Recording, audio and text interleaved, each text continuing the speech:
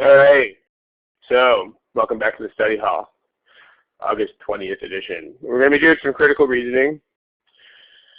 We're going to be doing something that we may have hinted at it obliquely or so in different sessions before, but it's never been the topic of the session before, which is we're going to talk about reading the words in an order that is not just top to bottom, but that reflects real life reasoning a lot more.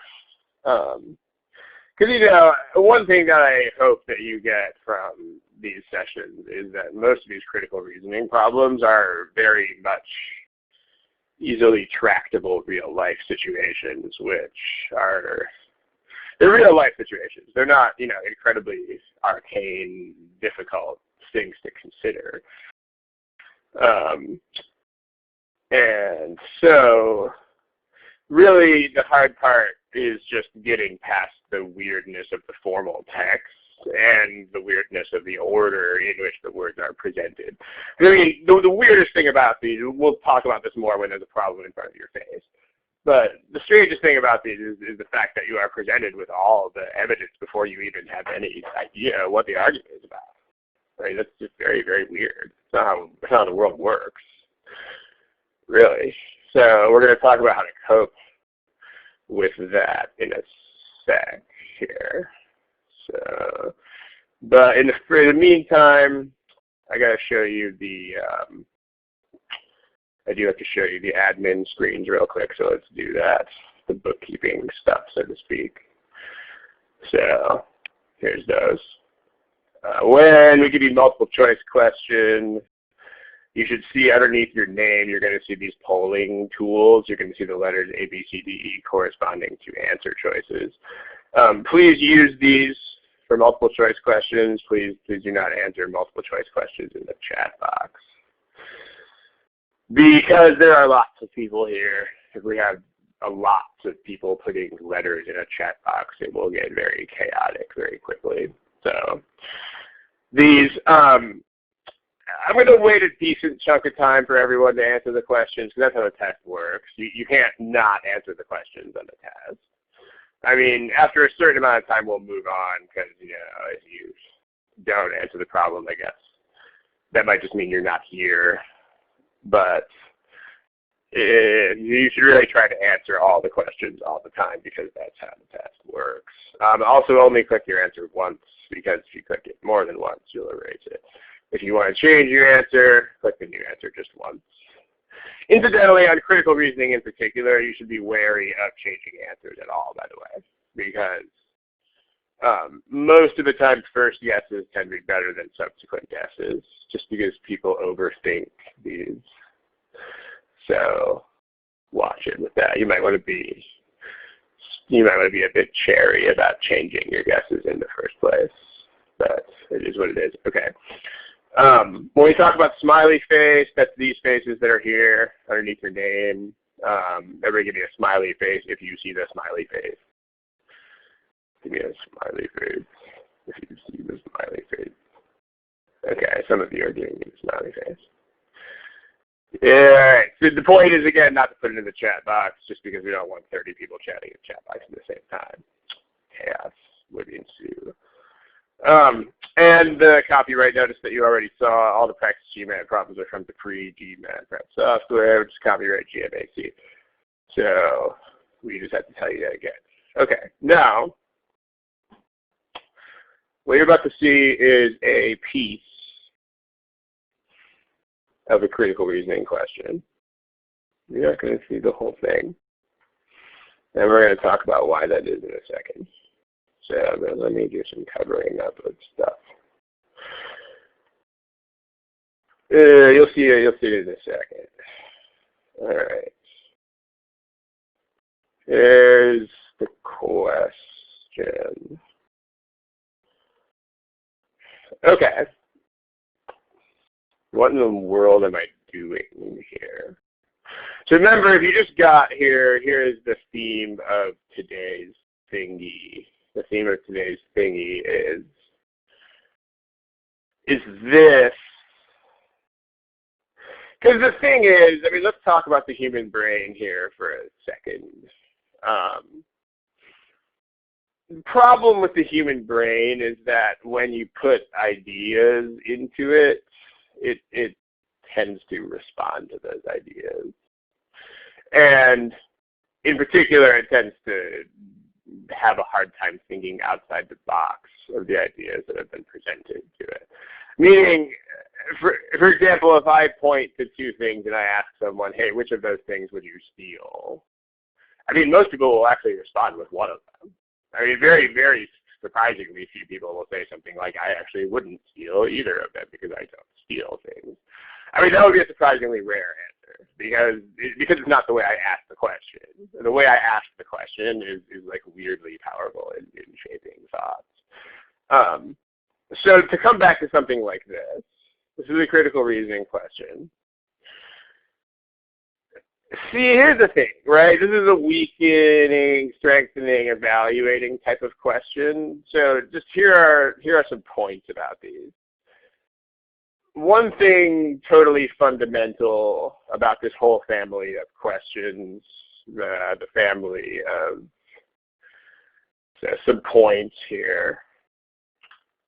This whole family of strengthen and weaken and evaluate and explain the weirdness situation. They always depend on bringing in outside ideas. Because basically the essence of all four of those problems is, what is this speaker not thinking about? That's basically the deal. I mean, if you've seen any of my presentations on this before, I am very emphatic about this point. You have to bring in outside ideas. It's outside the boundaries of the current passage, outside the scope, if you will. It's not inside the box. Now here's why this is harder than it is in real life. See, here's the thing. This is the way the human brain works.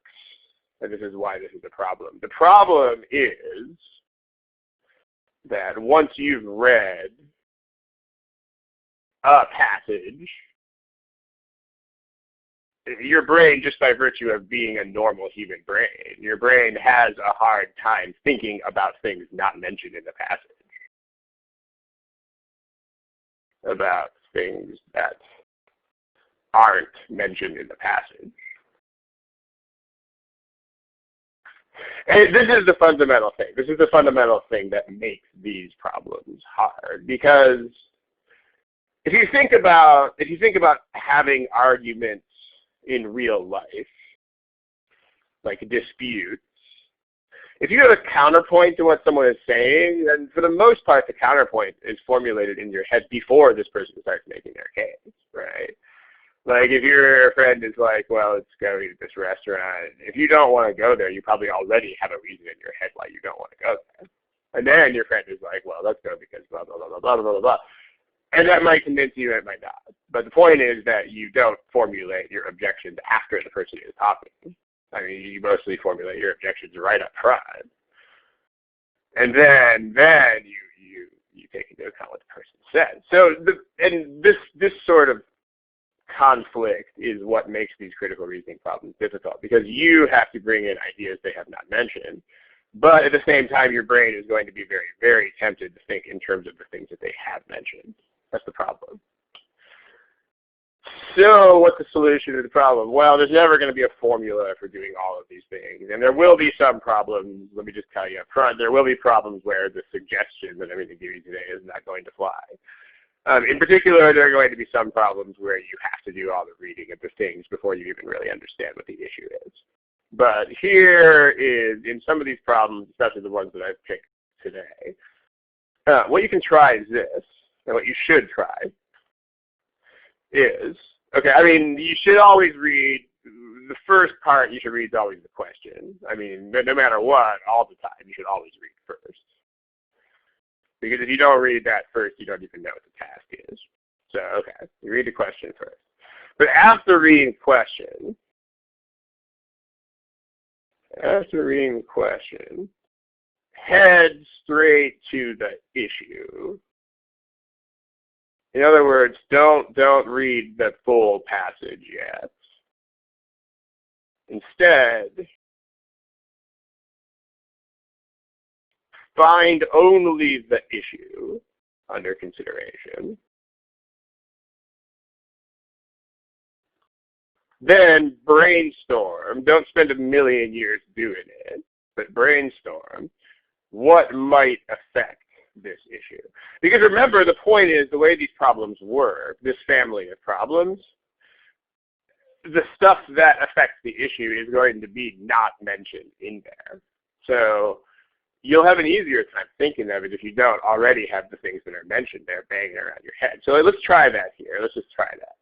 So here's what I want you guys to do. What I want you to do is this. I want you to just read this question. You're supposed to help evaluate. So you know what that means. Help evaluate is like what would strengthen or weaken if we knew it. So same sort of thing. So this is like what would strengthen or weaken. Okay. Here's the activity. Here's what I want you to try. Read this statement and then just type in the chat box some things that, just brainstorm this statement. Like why might this not work? Like how could you counter this argument? Go ahead and tell me in the chat box. We don't even know what the method is, but it's not the point. What the words say is until it is less expensive, we are not going to use it very much. So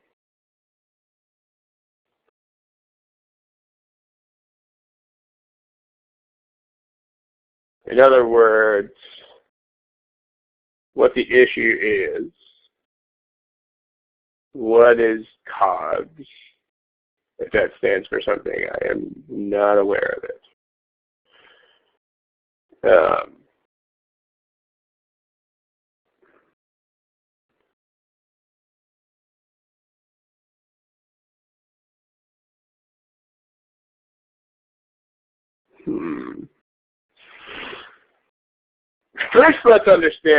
First, let's make sure that you guys understand one key word here.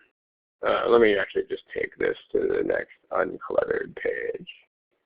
Okay, I mean, you can get a lot from this single sentence without even reading the rest of the passage yet. So here's a single sentence.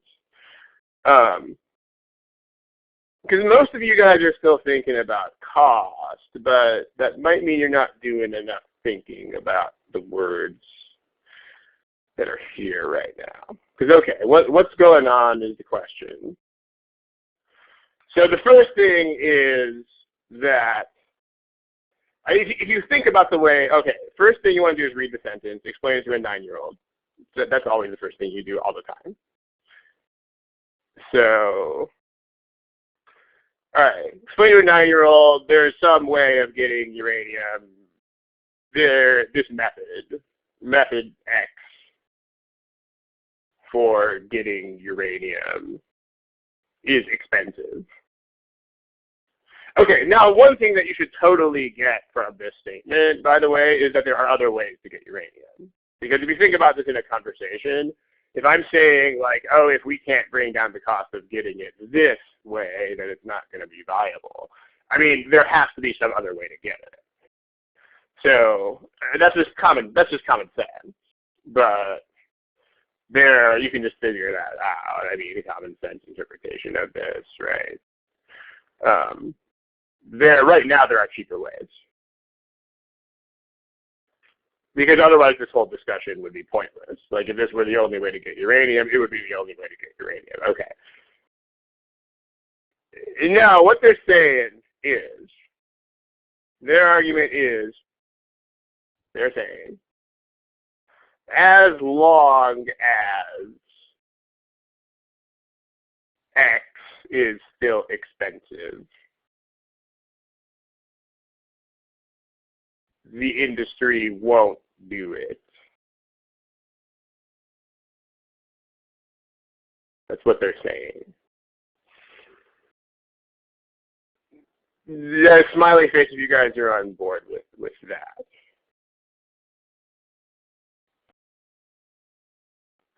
So notice, what's the significance of this?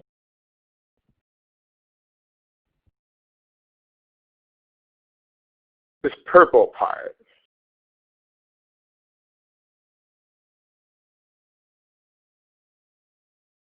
Okay, now you guys are starting to give me better things. But if I say until the price goes down, blah, blah, blah, blah, blah,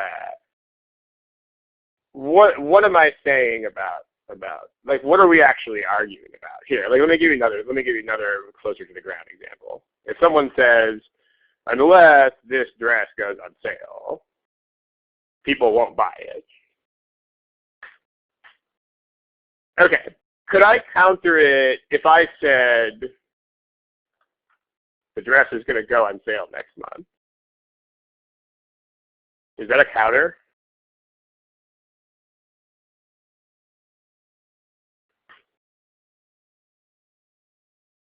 It's not. Now, this is probably easier to think about, not because the logic is any different, because the logic is not any different. The logic is precisely, absolutely the same.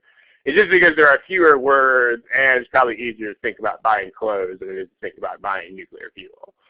Okay. So the point of unless the dress goes on sale is that we are only thinking about the situation where the dress is not on sale. So that's it. Like the only situation under consideration here is full price. Not going on sale. This is what the word unless means. I mean, you should know this. This is not something you have to like study or put on flashcards. This is really just something where you have to make the appropriate analogies to real life words. Like if I say something like, if I move to Texas, blah, blah, blah, blah, blah, then the point is that the only situation under consideration is I move to Texas. The only situation we're discussing is I move to Texas. So in other words, if someone says like I am unlikely to go there, this is irrelevant.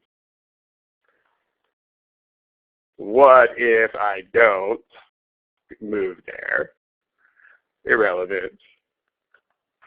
Have I started planning to move there? Doesn't make any difference. Because that's the power of the word if. And I mean, unless is kind of the same thing, and until. These are all contingencies. These are all, I'm only thinking about one thing. Like if it's unless or until X happens, I'm only thinking about X not happening. So, there you go. Until we raise minimum wage here in Los Angeles, we just passed the law for that. Until the minimum wage goes up. Think about what that means. Think about any discussion starting with that. This means that we are only talking about the situation that obtains until, as in it hasn't happened yet, right?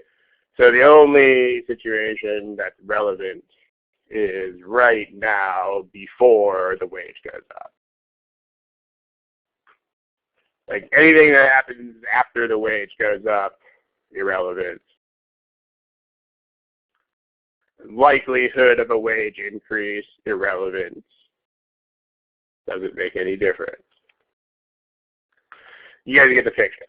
So this.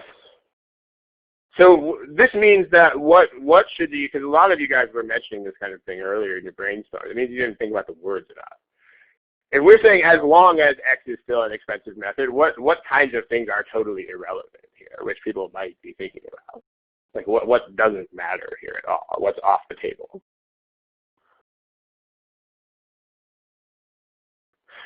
Yeah, the cost issue is totally off the table. at least the cost of X is off the table. The cost of other things may not be, but notice that we are only talking about the situation where the cost of X sits right where it is now. So, yes, this is the only situation we're thinking about, is X at its current, which is a high price. This is it. This is the only thing that we are thinking about. So any changes in the price of X, we don't care. Irrelevant. Factors affecting the price of X. Irrelevant. You get the point. So in other words, let me pull some of the things that are not things. Like people mentioned cost of goods, people mentioned stuff like that, people mentioned current methods. So, and the current methods, remember you gotta use your common sense when you read this. Like people are not going to make stupid arguments. So if I say something like, as long as this method stays expensive, we're not going to use it, this means that you don't really need to think about this. A couple people wrote something equivalent to this. Because again, these things have to be reasonable conversations. They have to not be conversations that are completely misguided or silly or trivial or whatever. Like for instance, from this statement, if it's unlikely to be viable solely because it is expensive, then you know that there are ways that are less expensive because otherwise we wouldn't be talking about it. That's basically the idea. And so therefore what that means is that this situation does not obtain. I mean, it cannot be true because it would mean this whole conversation was just, needless nonsense. However, if you are thinking about the cost of other methods, you might want to think about whether they go up. Let's see if anybody read that. When will... So yeah, see also another thing like this. The board is getting cluttered. Someone wrote this. This is pretty much exactly what is ruled out by this as long as X is still expensive part. Meaning this is hypothesizing that X will get less expensive. That's exactly what we don't want to talk about here. It's kind of like if I move to Texas, this is like saying, what if you don't move to Texas? Or until the minimum wage increases, this is like talking about if the minimum wage does increase. These are precisely the situations that we do not want to discuss here. So, no, don't do it. All right, now let's take this to another page. Let's clean up the board and let's look at this again. Where was that? There it is. Okay, so now there are some things, right? Still the cost of extracting uranium can be reduced. This method is unlikely to be commercially valuable. Now let me pluck something. Let me pluck something out of this. So let me pluck a few of you guys' answers out of here. There's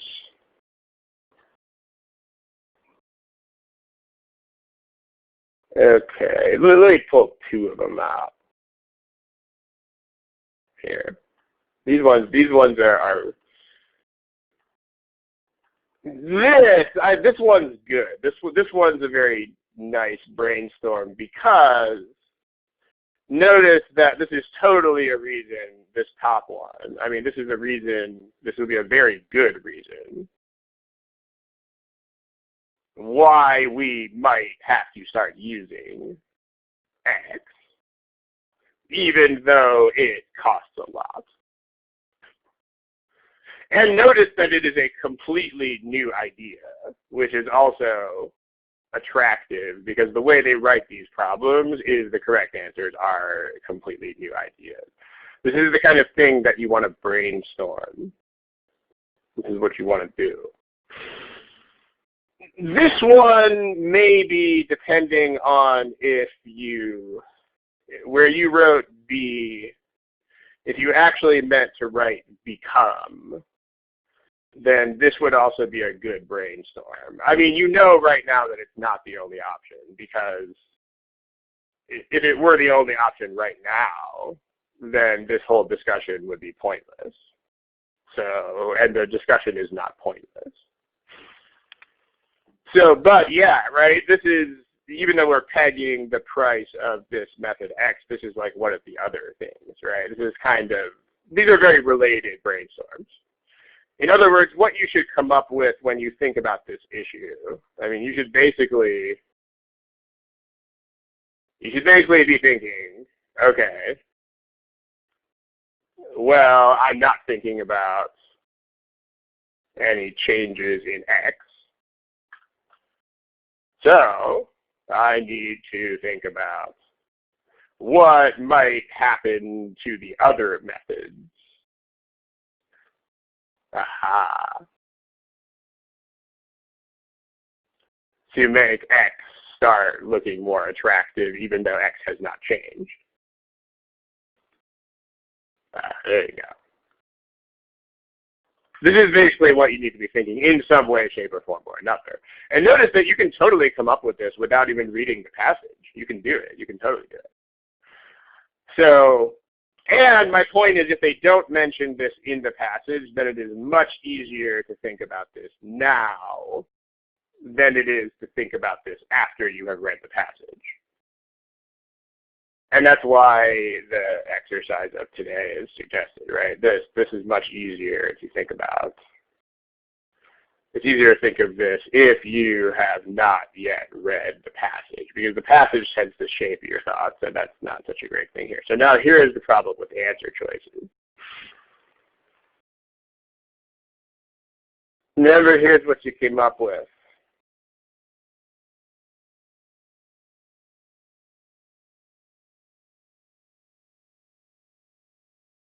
So go ahead and pick a multiple choice option. Here's where the multiple choice answers are located. Please use the choices that are underneath your name.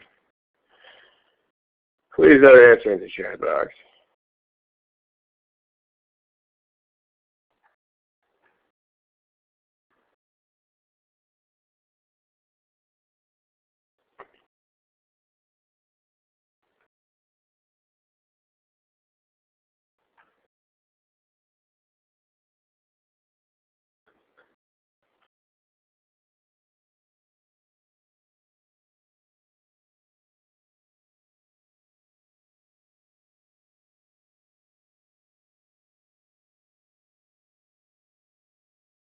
Multiple choice answers, guys, they're here.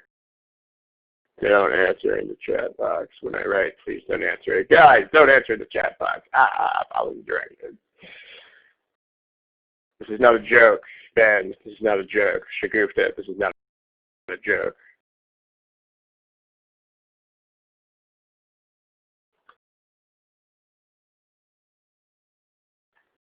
Okay.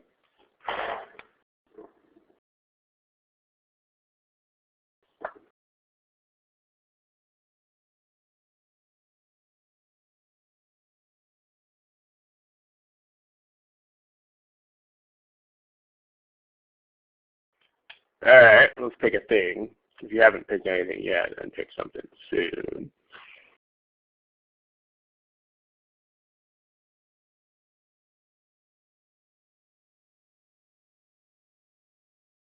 Okay, so basically, remember what you need. You need something that's going to compromise the other methods, because we are only considering the situation in which the seawater thing remains prohibitively expensive. So I mean, we did have 2 people pick choice C here. If you pick choice C, I hope that you just arrived at, like you just logged in, because we just spent about 10 minutes talking about why C is specifically ruled out here. I mean, remember, if you did just get here, this word restricts the discussion. We are only talking about the situation that obtains while the price is still high. So anything that has to do with the price actually decreasing is irrelevant, because that's the word until. That's what the word until means. Same thing, until the minimum wage goes up, blah, blah, blah, blah, blah. That means we're only talking about when it's still low. So that's what that means. We're only thinking about the situation that obtains while this method is still expensive. So this is specifically there to rule out things like C. Don't do it. Don't pick it. Specifically made irrelevant. Okay, but if you have this in mind, if you have this, it needs to be something that is going to compromise the other methods of getting uranium that are not method X. So if you think about that, this is a prediction. Look for it. Basically, don't bend your thoughts to meet the answer choices. Just see whether the answer choices meet your thoughts. So this is the non-C water. This is the other methods. So if that is running out, then that's totally a thing. That's going to make the seawater method look good. Even if it's expensive, it's going to be the only way to do it after a while. Because if you use up stuff on land, then guess what you got to do, right? So this is the answer that we want. It's the correct answer to the problem. The only other answer that people picked here is D. I mean, notice D doesn't matter because D doesn't compromise the other methods. Because the cost is what it is, right? Like, I mean, if you pick D, then your thought process in your head might be something like,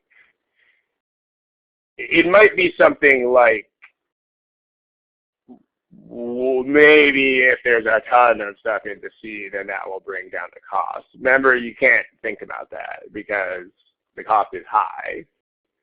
And we're only thinking about the situation when the cost is high. So, like, whatever consequences you think this has, it doesn't have here. So, I mean, the amount of stuff that there is, this would only matter if it affected cost, which clearly it doesn't. The choice B, well, I mean, choice B is not a thing here. I mean, this doesn't affect anything. I mean, the best answer to why not B is because B totally doesn't matter. I mean, to give any sort of more detailed answer to that, I'd have to know why someone thought it did matter, because it doesn't matter. So, but if you do brainstorm this issue first, you will never come up with something like B.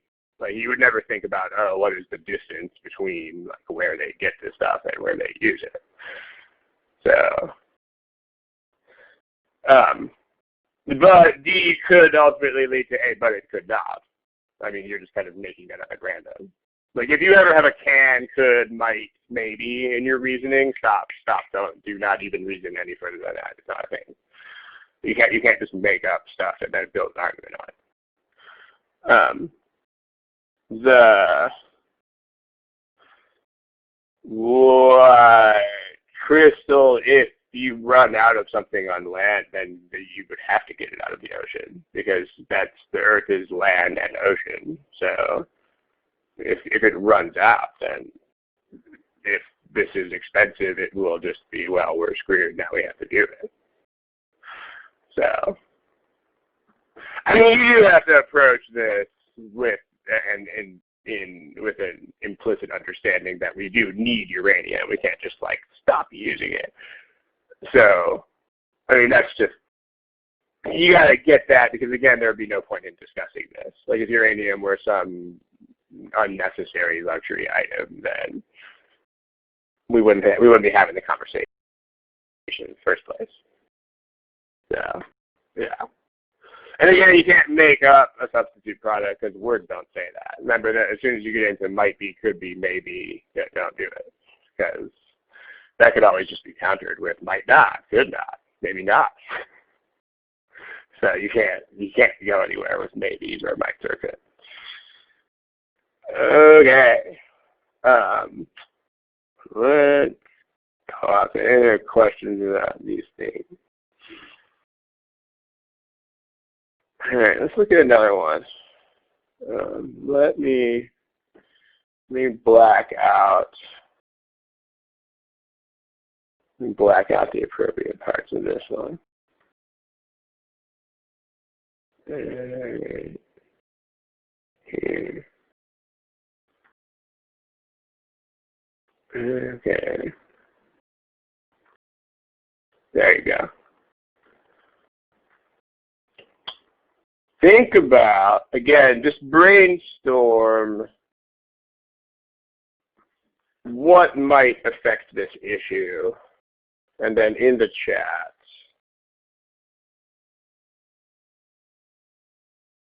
let me have some ideas. What might affect this plan?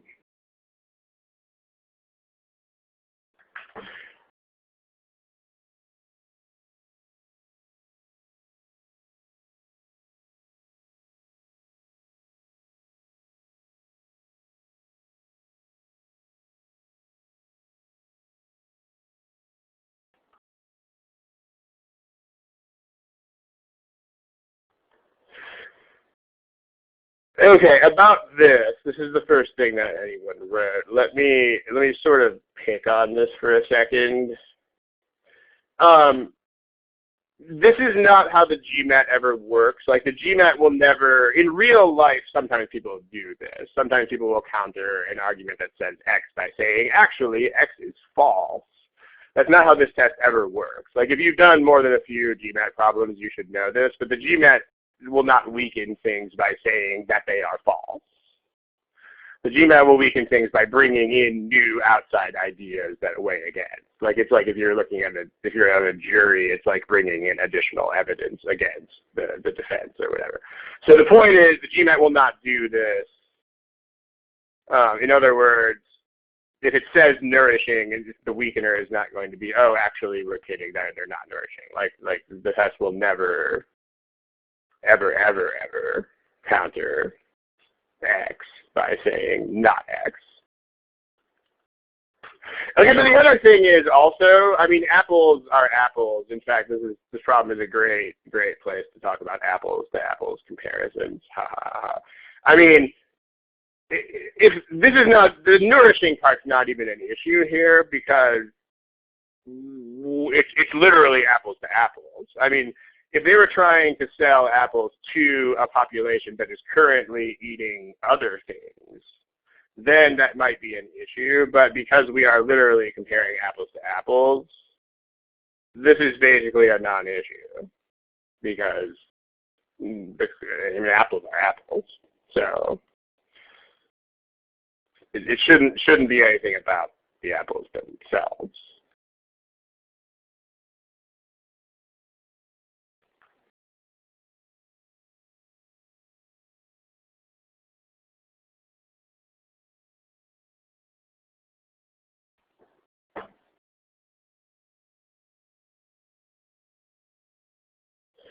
All right.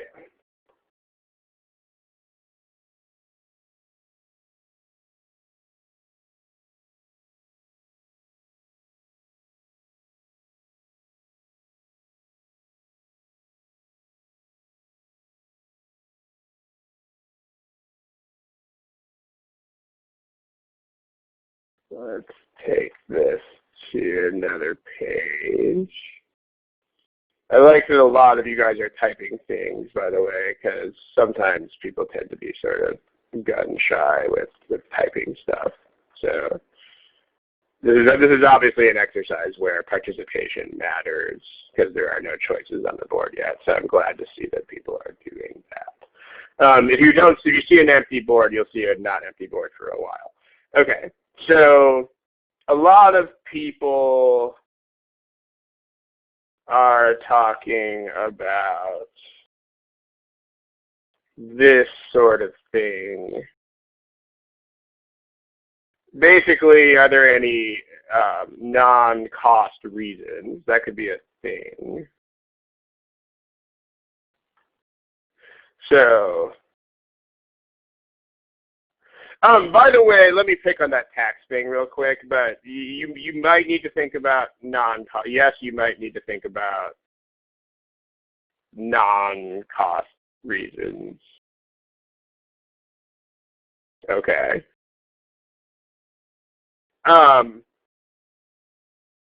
This is not a thing though. Like when they're not going to trick you. I mean,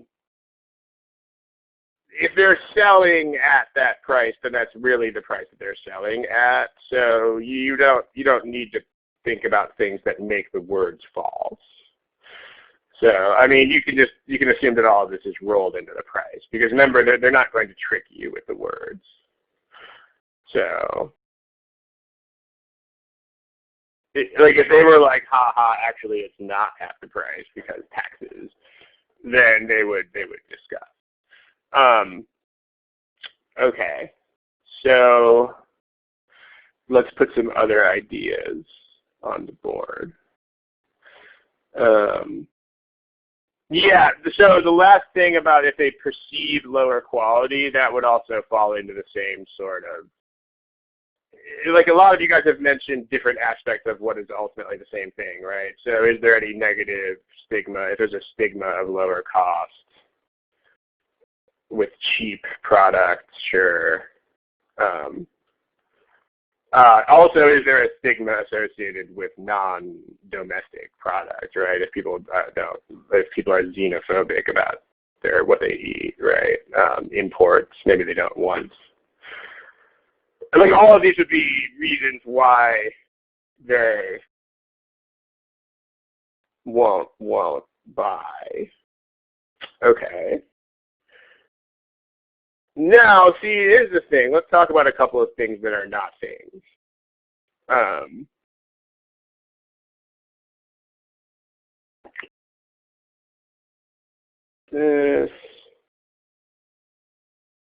So you don't need to think about this stuff. I mean, anything going on in Kosolia is totally irrelevant. We don't care at all. I mean, like this right here, this might be why they're thinking about doing it. Like they might be thinking about selling to other countries because the domestic market is flagging. But that's not, it doesn't make any difference because the conversation is, will we be able to sell our product in other countries? Not why we want to do it. So this has nothing to do with that conversation. Again, imagine an actual conversation, you would know this is irrelevant right away. Like this has nothing to do with the current discussion. Imagine actually sitting around a table and discussing this with people. The current discussion is, will our apples sell in this other country? Doesn't make any difference if they're selling in our country. There's no point. Same thing, easy, like the blue squares that I made up there, like things like transport costs are going to be rolled into. This is not kidding, right? You don't need to think about taxes, and you don't need to think about transport costs because those are all rolled into the price already. Like if they can do this, if they can market apples over there at half the current price, then they can do it. But that means that they can do it despite. Oh, but it's the same question that was on the previous page. So, yeah. So let's see. However, what you do need to think about is what Ben wrote. Is this? Aha!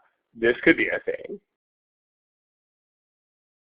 I mean, we know that they can get apples over there and sell them at half the current price. However, if a price war starts, then that might, this is also relevant.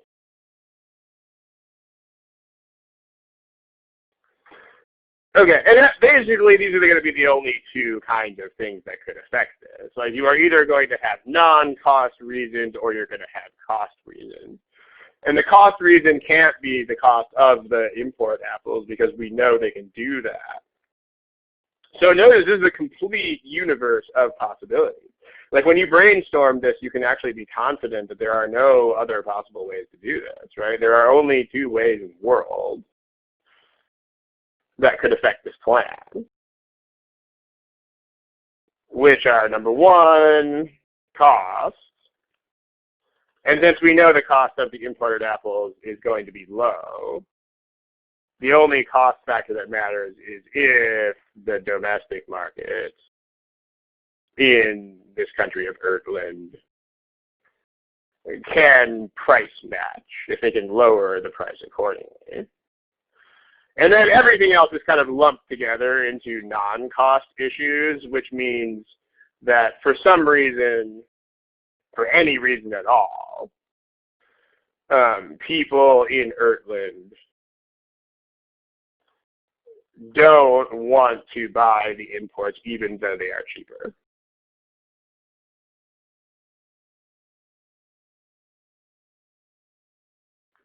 I mean, these are the only two things that could affect this plan. Because if people are willing to buy imported apples and the domestic market cannot price match them, then the apples will definitely sell. That's not even sort of an issue. So a lot of the time when you do this brainstorming, you can come up with a complete universe of possibilities. This very often happens. So these are literally the only two ways to do this. I mean, nothing else is going to affect the argument as stated, because everything else has been ruled out as a factor. Like, we're not talking about adjustments to the import price because we said that they can do it. So let's. Okay, Dr. Z, that's kind of a neat thing to think about. We'll get there. Okay, so here is the question with answer choices and with the actual passage. And here is our universe of possibilities.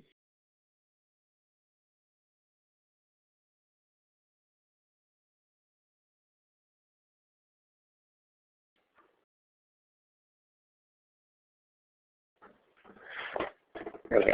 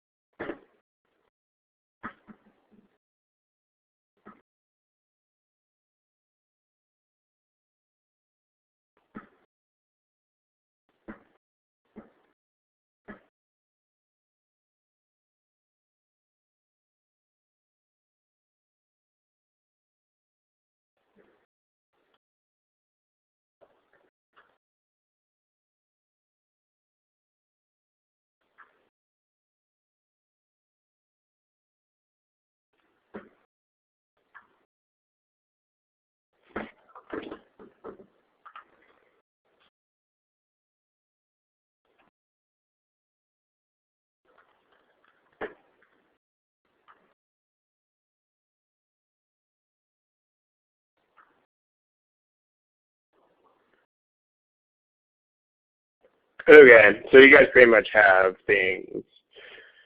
So yeah, I mean, if the domestic market can price match, that's choice E. They can do it. They can price match. They could easily afford to reduce the price. So there it is. The other things are not things. This would be a viable way to do it too, but they just don't go there. They don't go into non-cost like stigma issues that would outweigh a price difference. So none of you guys picked anything else except D, dog. I mean, The problem with D is that it doesn't cast doubt on the plan. I mean, the problem with D is that it makes the plan look like even better.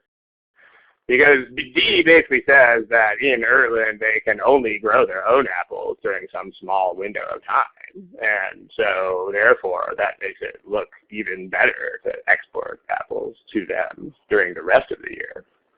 Because they can't grow their own. So they're the wrong way. Wrong way answer. Don't go the wrong way. You should go the right way. Okay. So you don't need to spend 1,000,000 years brainstorming. Because, I mean, again, think about real discussions, right? Like if you're arguing something like that people won't buy this dress even though, as long as it's expensive and doesn't go on sale, people won't buy it. I mean, any reason you formulate why people might still buy the dress at full price, you're probably going to formulate in the first few seconds of thinking about it. So the question, there shouldn't really be a time issue here, or at least it shouldn't be a significant issue, because most of these brainstorms should be pretty much instantaneous. Like if your mind comes up with reasons, external reasons why something might be false, your mind should come up with them instantly. It shouldn't be after like a long period of consideration, because that's not really how it works. Okay, now let's talk about this sort of, I hope I answered your question, Crystal. Let's talk about this, because I mean it's all right, if it does take, and I mean if it takes a long time to think of cost issues, then you can get take-home points about that. Like you can, for example, this is a mathematical argument about cost X outweighing cost Y.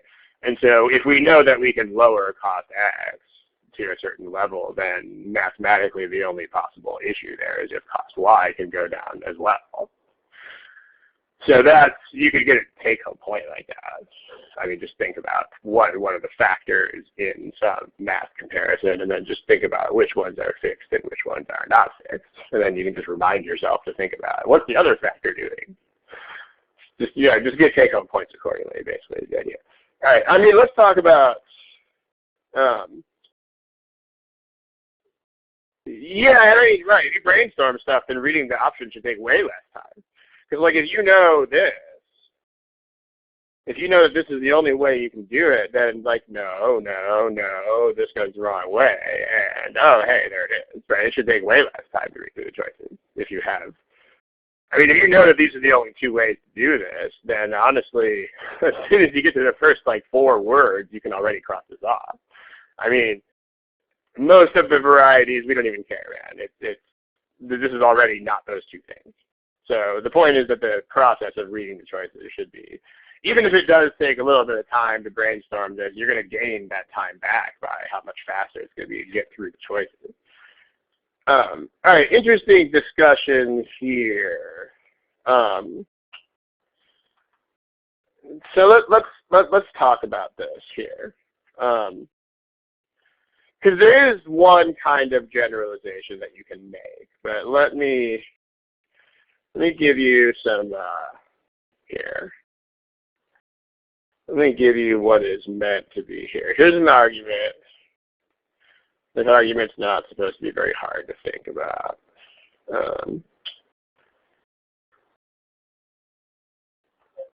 What are some ways that you can weaken that argument? In the chat box, give me a couple ways.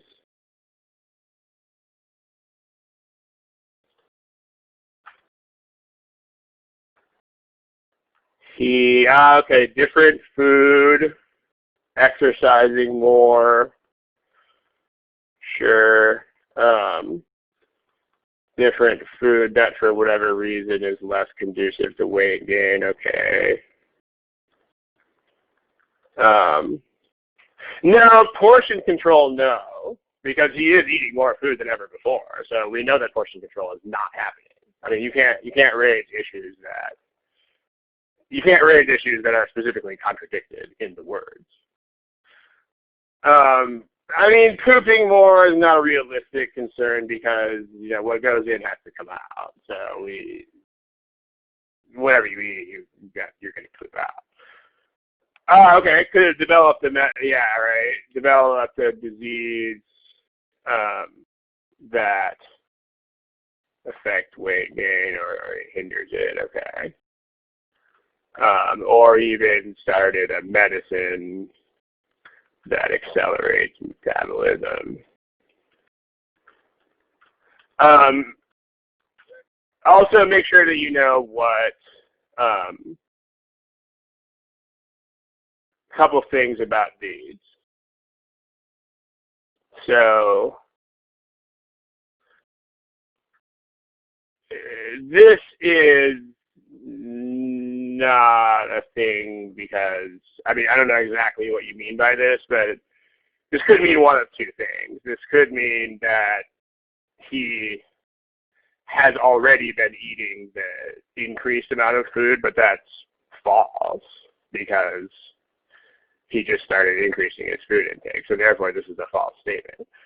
Alternatively, it could mean that the extra food just doesn't affect him at all. But that's not realistic. I mean, if you add food, it's going to do something. So, like, same thing with this. This is also not terribly realistic. So, you don't need to consider unrealistic things. I mean, like this, if you're thinking along these lines, then, I mean, a metabolism could suddenly change by introducing a drug or a disease. So those are realistic ways why the same thing might happen, but you don't need to come up with things that are, like same thing, eating more food won't increase weight. That's just not realistic. I mean, if everything else is the same and you add more food, you're going to weigh more, unless something else changes. So surgery could be, well, probably not. If you know how those surgeries work, then they work by preventing you from eating more food. If you're talking about like gastric band or, laparoscopic surgeries or something like that, those generally work by preventing this because they make your stomach literally smaller. So actually, if this is happening, then the surgery would be irrelevant. So, okay, but now, all right, so notice how you did that. Just, we're going to generalize this in a sec. How would you strengthen this argument?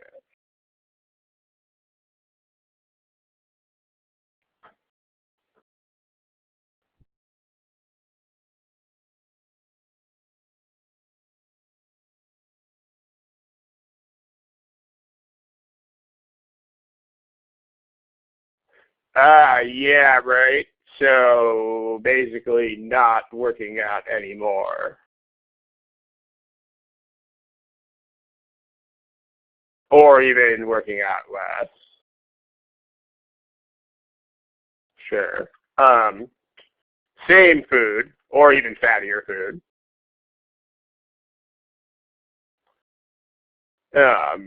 Basically no changes to metabolism from disease or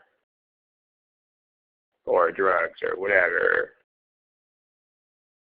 or even slower. There you go. Hold on just a second. So now okay, so basically what I mean, when you say indigestion, if you mean he's throwing up food, that would actually also be a factor. If it's just like heartburn or something, then poor him. But yeah, if you mean he's throwing up the food, would actually be another factor. Here's what I want you to notice about this, though. So basically, here's the deal. There are two possible outcomes to this, which are what is weird and what is not weird, right? Like the two possible outcomes under consideration are the following, the two things that can happen here are he gains weight and he doesn't. Okay, now the point is that one of these is what common sense would expect from the evidence, and the other one is not. Like, I mean, if you were just told that someone is eating all this extra food now, they keep the weight gain is what you would expect. So this is like normal or expected from the existing evidence. I mean, smiley face if you guys at least understand that point. Whereas this is the surprising outcome, or it's weird, or unexpected given what we have been told. So notice how you guys are doing this. I mean, there is a useful, I mean, this is all common sense in the real world, but sometimes in classrooms people need the boost. I mean, the argument here is saying that something expected will happen, right? That's what this argument has. This argument says, blah, blah, blah, blah, therefore something we would normally expect will happen. All right, that's what's going on here. I mean, in this case, the weight gain is something we would normally expect. So to weaken this, notice you are coming up with reasons why the weird thing would happen.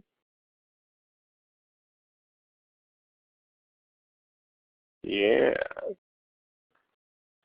Now, here's the thing that you should realize here, right? Like, you can strengthen these. You're still thinking about, like, even if you come up with working out less or fatty food or, like, this kind of thing, that the point is the only reason you're even thinking about these things is because they are things why. Even if you want to strengthen this, there are reasons that would weaken it.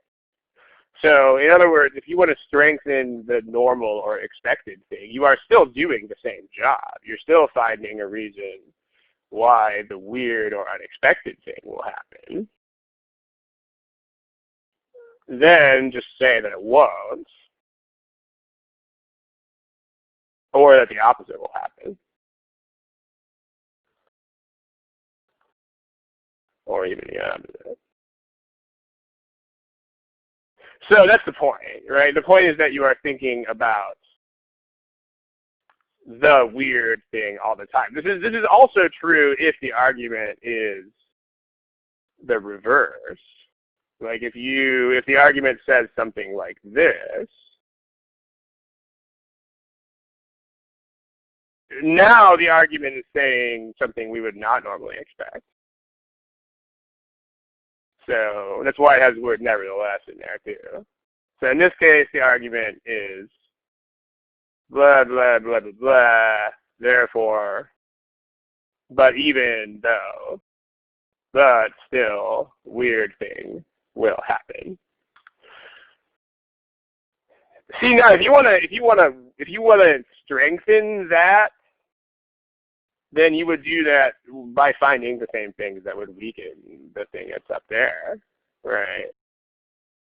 Like if you wanted to strengthen, my copy and paste is being stupid. If you wanted to strengthen this, you would just take the same things that weaken the argument upstairs, and you would raise them. You'd raise them as issues. Yeah, or if you wanted to weaken this argument, then you would just raise the same issues that used to strengthen it. So the point here, and I mean, I think this is kind of where that original question is headed. The point here is that you should basically always be brainstorming reasons why the outcome will not be as expected. I mean, and it actually, what might be ironic about this is that it doesn't even matter whether your job is to strengthen or weaken. I mean, you need to think about that at the end to make sure that you're not going the wrong way. But regardless of which job is your job, notice that in all four of these cases, you are doing exactly the same job, which is this job that I'm going to highlight in yellow. Like you are always finding reasons why the weird or other unexpected side will occur. Which, common sense, if you think about it, that makes sense, because you don't really need to collect more evidence for something that you already expect to happen.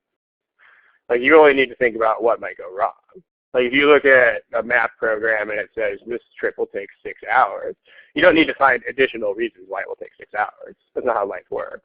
I mean, you just need to think about why might it take longer than that. And then if none of those things happen, then it will take 6 hours. So that's the point. So whenever you read these arguments, you should be brainstorming why they will not, or why the weird thing will happen. So in the case of Apple prices, I mean, in this case, the weird outcome would be if the apples don't sell. The normal outcome is that they will because they're cheaper. So this boils down to why might they not sell, and you don't really need to think about why might they sell. So, I mean, whatever the question asks you to do, it's the same path.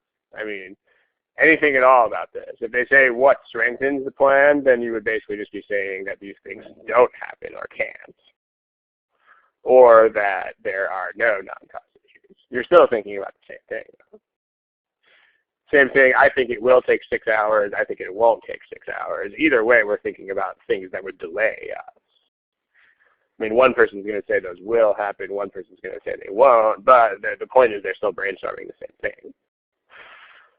So, I mean, you might, in real life, sometimes you have a situation where both outcomes are equally plausible and there's not a weird side. But in general, the GMAT doesn't roll like that, because the GMAT generally gives you a bunch of evidence that would make you think this will turn out one way, and then, but, oh, well, maybe not. Right? The evidence will not be like equally split, because there's not enough room to do that. They don't have enough room to give you a bunch of evidence that would make you think two opposing things equally not. So, all right, let's try another one. This time I'm just going to show you the whole problem, but not the choices yet.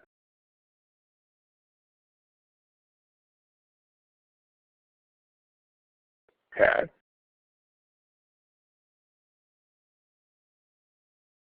There you go. So what I want you to do is brainstorm. You don't need to chat it this time, but just get an idea in your head of what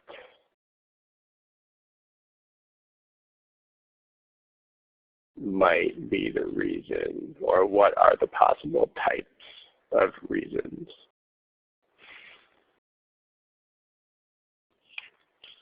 Because, I mean, this is a math argument, so especially in math arguments, there are usually very few possible types of answers. Like if the conclusion of the argument is ultimately mathematical, like this will be less or more or blah, blah, blah, you can usually come up with a list of absolutely everything that could possibly affect the argument.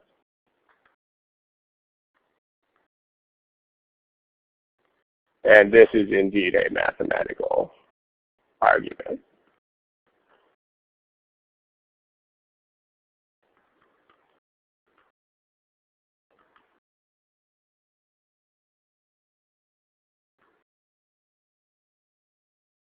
Not really an argument, but it's the issue. The issue is mathematical.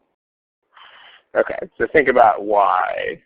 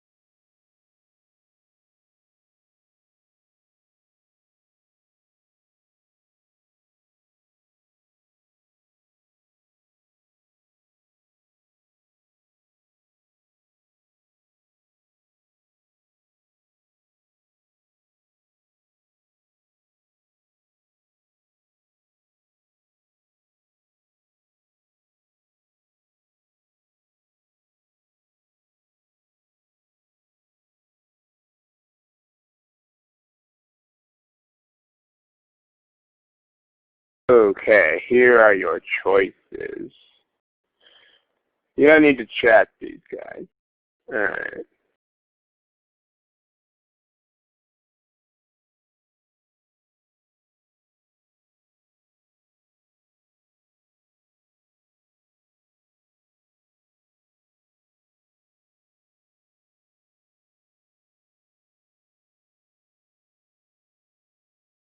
This time, yeah, you have the choices. So pick a multiple choice response in the multiple choice response area.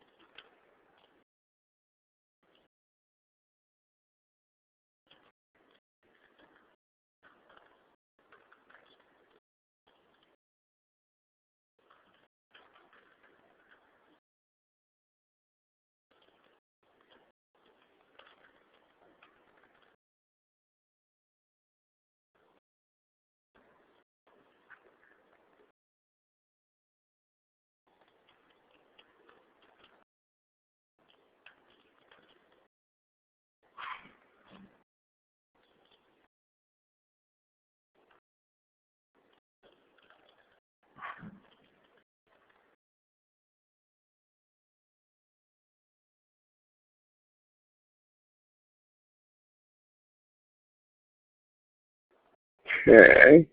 Should pick a thing pretty soon. Been brainstorming this for a while, so.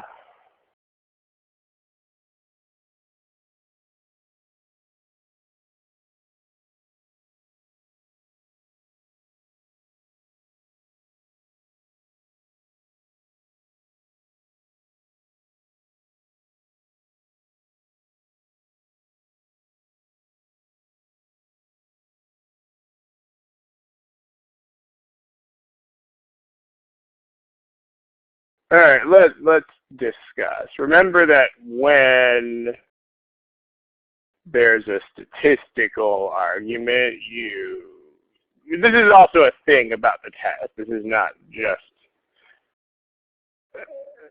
the test is written this way for a reason, which is to get you to think about the stuff the quant section doesn't make you think about. But just make sure that you know this. When there's a statistic, in fact, there are several study hall sessions about this exact idea of statistics in CR problems. You might want to check those out in the study hall archive. The point is the statistic matters. And so the issue in the correct answer will, not just might, will be something that affects this particular statistic, but would not affect other statistics.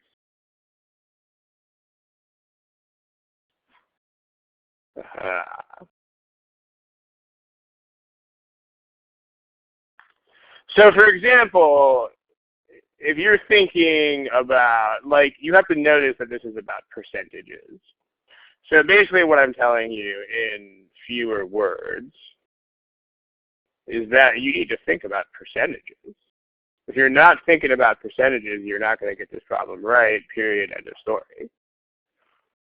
So all you people talking about the weight of the bottles, I'm looking at you because nope, not a thing. Like if you are not thinking explicitly about what would affect this percentage, then that's just a whole big bucket of nope. So, yeah. So what affects percentages and what doesn't, by the way? I mean, does the weight of the bottles matter at all? here. Does it matter if glass bottles are heavy? Doesn't make a darn bit of difference because percentage. I mean, the whole point of percentages, by the way, is to make that not matter. That's the whole point. That's why percentages are things. That's why we even invented them. So weight of glass versus weight of a bottle versus weight of a can, we don't care. It's irrelevant.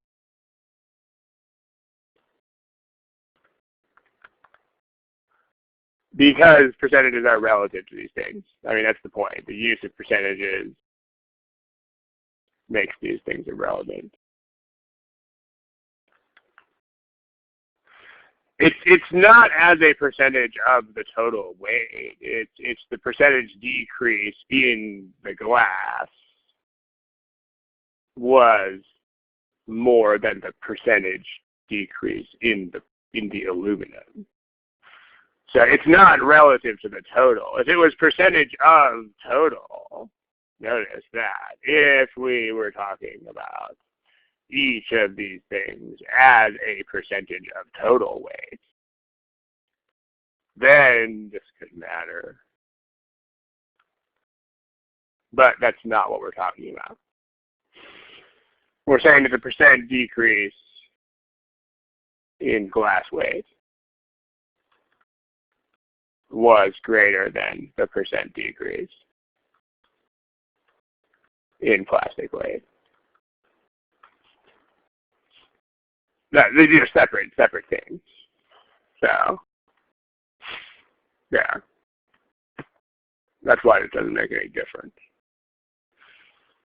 Decreasing percentage of, I mean, I wouldn't call it a distraction because it's not really a distraction. It's kind of the whole point of the problem is to get you to think about what percentages measure and what they don't. So, like if I say, let's say you have a town, right? Let's say that the town has,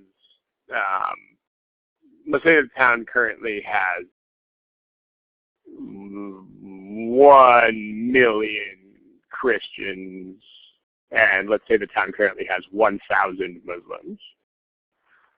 Okay, then like the deal is think about percentages being greater, right? Like if you, let's say that goes to 1,300, and let's say that this goes to the 1.1 million. I mean, this would be a 10% increase. This would be a 30% increase. I mean, clearly the size doesn't make any difference. It doesn't make any difference. There are so many more Christians. So, if you were talking about because you are not talking about the contribution of each of these to the overall population of the city. I mean, if you were, then this would obviously be a much bigger chunk of that, but that's not what we're talking about. We're talking about this. So that's kind of like that. I mean, you shouldn't have to plug numbers to see that, but if you do have to plug numbers once in order to develop the intuition, then do it. But this is the goal. The goal that you should have when you study these things is to develop an intuition that does not require plugging numbers. I mean, if you do need to plug numbers once or twice to get there, then do it. But the point is that you shouldn't have to waste the time as you're doing the problem. So, that. Also, the other thing that doesn't make any difference, aside from glass bottles themselves being heavy, is it doesn't matter what the relative amounts of them. Just like we don't care if there are 1 million Christians here if we're comparing these two blue percentages. So the overall preponderance of, is preponderance just meaning which one is there more of glass versus aluminium if you're not from the United States. That's also irrelevant for the same reason that we don't care about 1 million versus 1,000. That doesn't make any difference. So make sure you know that. So not A. A doesn't make any difference because percentages, notice, no distraction. I mean, calling A a distraction is to call A a distraction is to misunderstand the purpose of giving you these problems. I mean, the whole point of this problem is to realize that this is not a thing.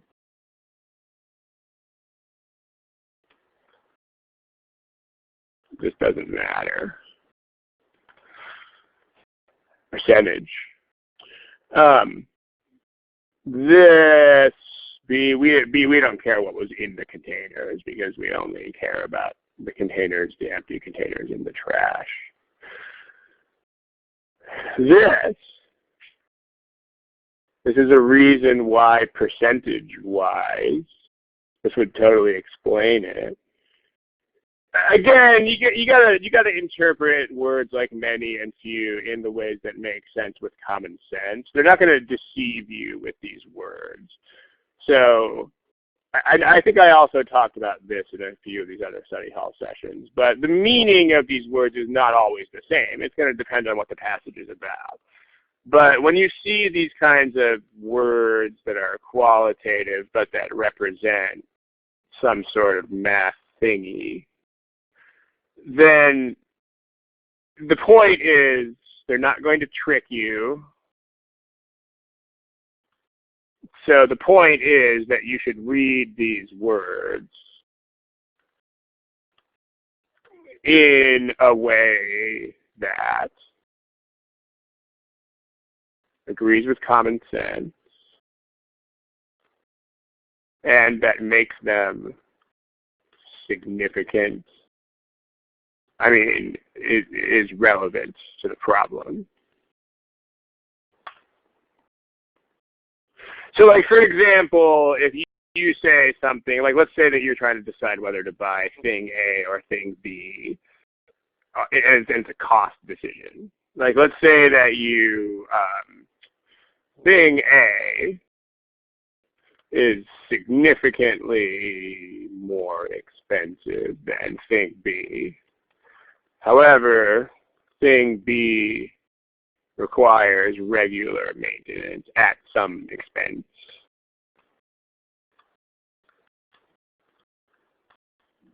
Okay, like the point of these words,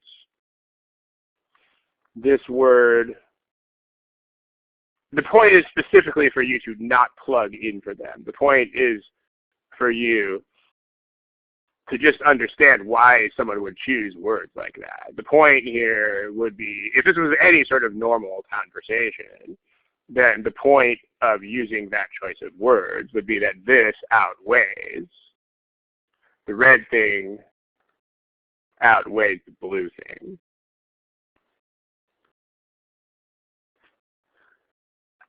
Just because it does. I mean, if that were not true, then this would be tricky, and the GMAT is never, ever, ever, ever tricky. I mean, the GMAT uses words in the way that normal people use words in conversation. So just keep that in mind. Like if I flip this around and made it say, let's say that thing A is somewhat, didn't mean to do that. Copy. Paste. Thing A is somewhat more expensive than thing B. However,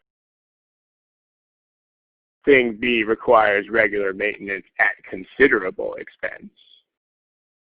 Now we're talking, right? I need to change. Now I need to change the colors of the red and the blue. So this is now blue and this is now red. Because considerable is more than somewhat. All right, just keep that in mind. So when you look at words like many and few, they're not going to be a jerk to you. So those are going to mean enough to make a difference in those. Because these are separately issues for the glass and for the plastic. Yeah, well, the new idea, that's the point of these problems. The point of these problems is they don't just say not X when they say X. D and E, you guys didn't really pick. The total weight purchased increased at a faster rate. I mean, D would be relevant, but D is the wrong way. I mean, this makes the weird findings seem even weirder. I mean, this makes the findings now the findings make even less sense. Because remember, the findings are that the decline in glass was bigger. So if people were starting to buy more and more and more glass, that doesn't explain this. That actually makes us even less. That makes us even less inclined to think this makes sense. And then nobody picked E because E is I guess it's pretty clear that E is irrelevant. But the point is, I mean, they always weaken things by picking new ideas. But in this problem, you don't even need to really go there because you just have to understand what percentages are. I mean, you don't need the new idea thing to rule out A. I mean, ruling out A is actually just the most fundamental understanding of what a percentage is and what it is not. So, I mean, in other problems, you can do that. Like if it's, if I say cost of something won't go down, you're not looking for the cost will go down. But here, that's not even the issue. The issue is whether percentages measure and when they do it, where they not measure. Okay. That's it. We're over time here, so let's kill it. I got some more of these on the board. So the next study hall is not in 2 weeks; it's in 3 weeks. Something I want to say it's the 10th of September. So 3 weeks, not 2. The time I don't think has been set yet. I'm not going to be in the U.S. I don't know when I'm going to be awake and asleep. So we'll just look on the Thursdays with Ron webpage for the time. It'll be announced on there eventually at some point. Okay, let's kill the recording. Good night, guys.